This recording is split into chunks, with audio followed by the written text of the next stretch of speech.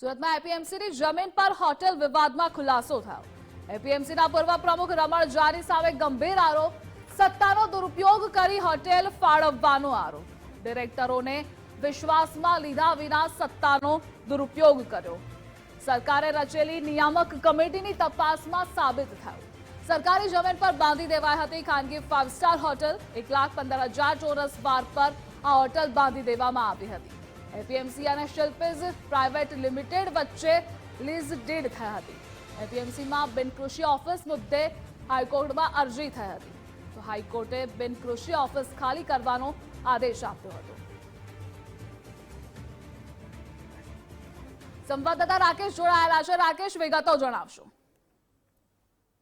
જી બિલકુલ, વાત કરવામાં આવે તો વર્ષ 2013ની અંદર 2 પિટિશનરો દ્વારા જે સુરતના સારા દરવાજા વિસ્તારમાં આવેલી એપીએમસી માર્કેટની જે જગ્યા ઉપર 5 સ્ટાર હોટેલ તૈયાર કરવામાં આવી હતી તેને લઈને પિટિશન દાખલ કરવામાં આવી હતી અને આ પિટિશનના પગલે જે હાઈકોર્ટ દ્વારા જે ખાસ કરીને ખેડૂત હિત માટે ફાળવવામાં આવેલી જમીન પર જે 5 સ્ટાર હોટેલ બનાવવામાં આવી હતી તેને હરાજી કરી અને તે રકમ હજી સરકાર અને એપીએમસીમાં જમા કરાવવા માટેના આદેશ જારી કરવામાં આવ્યા હતા। તો તદુપરાંત જે મોલ બનાવવામાં આવ્યો છે જે એપીએમસી માર્કેટની અંદર છે તે મોલની અંદર પણ જે ખેતી વિષયક ઓફિસોના બદલે જે બિન ખેતી વિષયક ઓફિસો શરૂ કરી દેવામાં આવી હતી, જેમાં દર મહિને 40 લાખની આવક છે તે એપીએમસી રડી રહ્યું હતું। પરંતુ પિટિશનરો દ્વારા કરવામાં આવેલી જે ફરિયાદના અંતે એક સરકાર તરફથી કમિટીની રચના કરવામાં આવી હતી અને જે સમગ્ર બાબતો જે તપાસ રિપોર્ટ છે તે સબમિટ કરવા માટે કોર્ટ દ્વારા પણ આદેશ જારી કરવામાં આવ્યો હતો।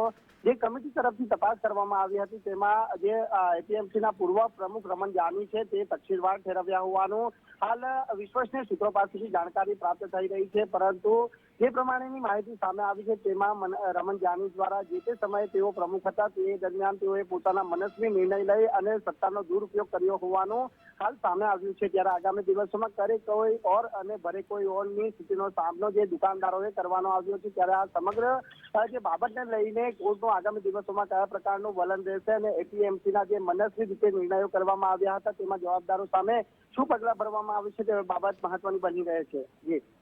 જી રાકેશ, જોડાવા બદલ આભાર આપનો।